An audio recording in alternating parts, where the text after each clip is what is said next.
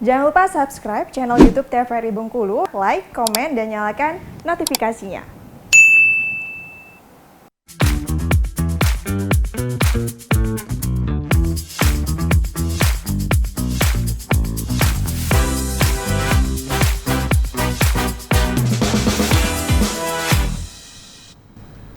Balik lagi di Opini, obrolan pagi ini dengan tema kita yaitu transformasi di era digital bersama dengan Pak Bugi selaku Kepala RRI Stasiun Bengkulu. Pak Bugi, kalau Bapak sendiri sebenarnya baiknya masyarakat ini menerima zaman digital ini seperti apa sih Pak?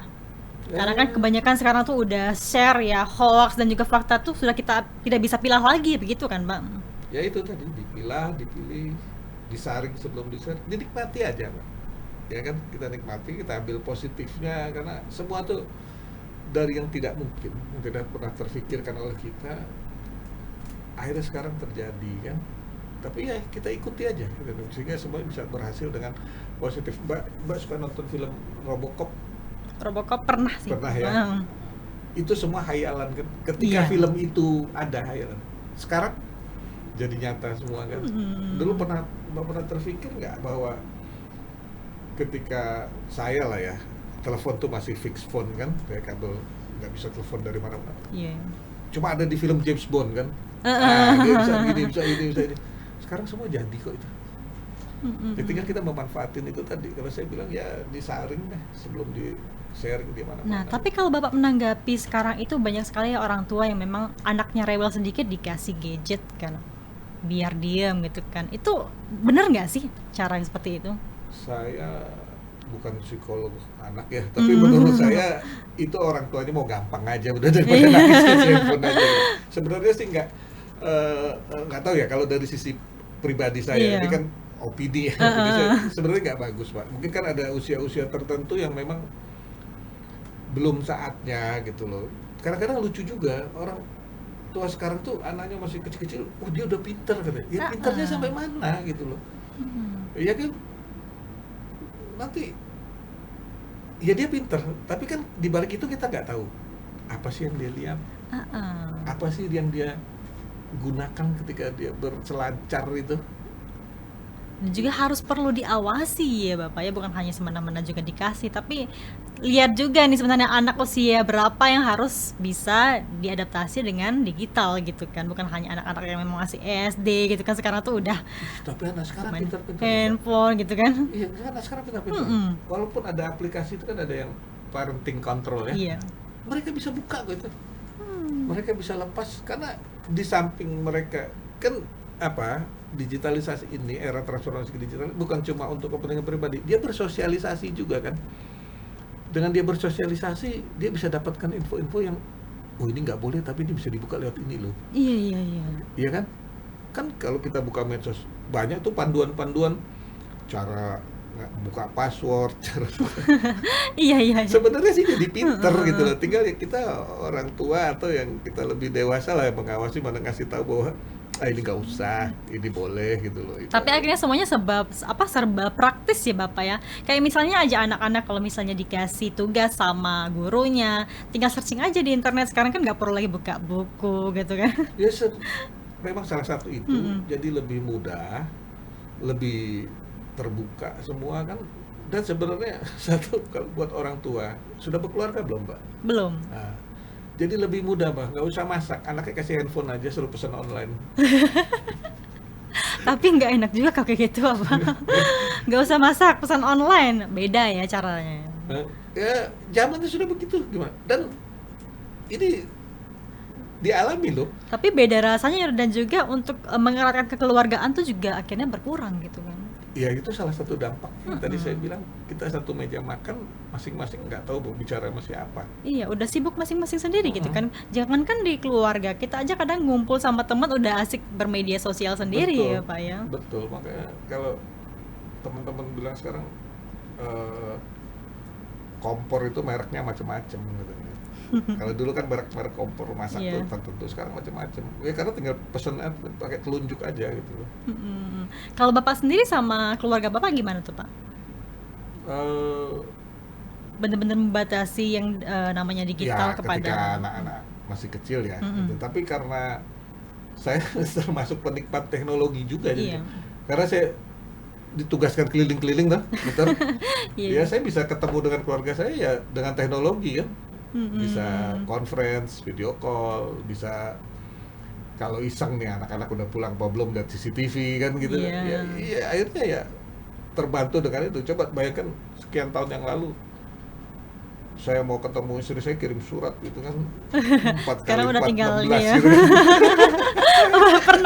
pernah di zaman itu ya, Mas. Iya kan,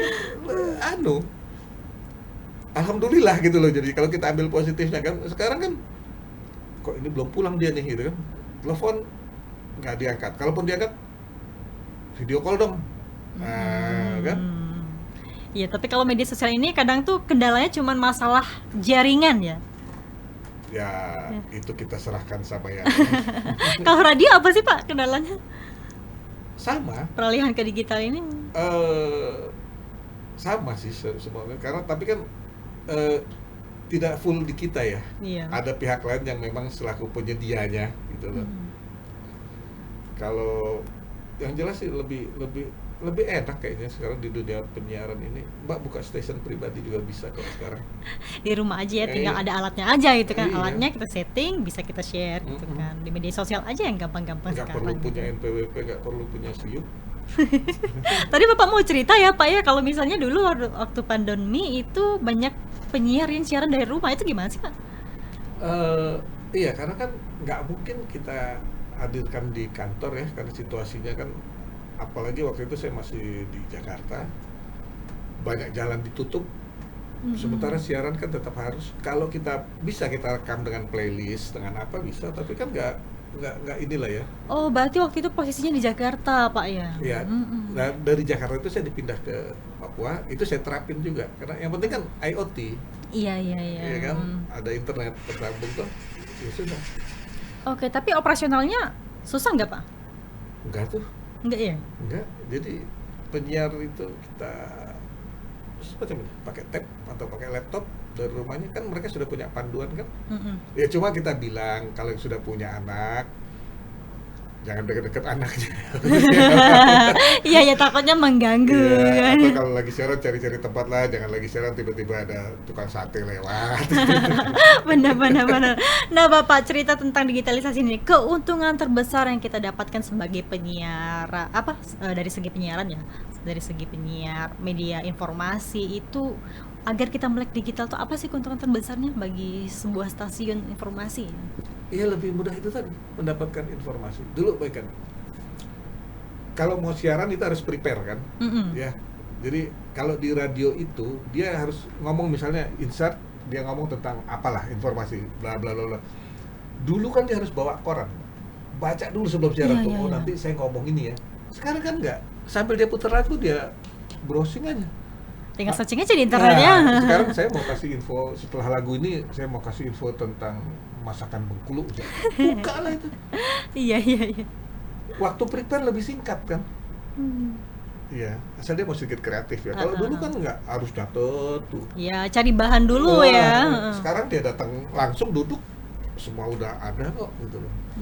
Sebenarnya kalau sekarang itu berarti kalau orang pengen pintar ya tinggal melek digital aja ya Bapak ya. Iya. Sebenarnya Pinter segala-galanya. Mbak. kita segala-galanya karena bisa diakses apapun hal Betul. di sana gitu kan Betul. Pak. Oke, mungkin ada Pak yang pengen Bapak sampaikan kepada pemirsa di rumah bahwa pentingnya kita belajar ya dan juga berbaur di era digitalisasi ini, apa sih Pak sebagai masyarakat ya? Ya dunia ini kan akan terus berubah ya ke depan. Jadi ya kita adaptasi saja, kita ikuti, ambil yang baik, yang positif, itu penting semua ya.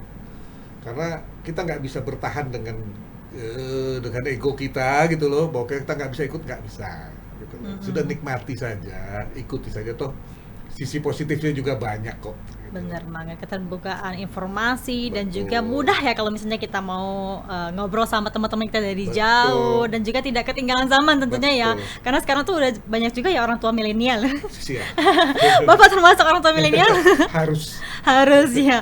Oke, terima kasih Pak Sama-sama, Bugi sudah hadir Mbak bersama Agnes. kami di Sama-sama. Opini pada pagi hari ini. Semoga kita bisa berjumpa lagi di lain waktu Bapak dengan Insya tema Allah. yang berbeda. Siap. Pemirsa, kami akhiri Opini pada pagi hari ini. Jangan lupa terus saksikan Opini setiap hari Senin sampai dengan Jumat pukul 8 pagi hanya di TVRI Bengkulu bersama kita maju. Wassalamualaikum warahmatullahi wabarakatuh dan sampai jumpa.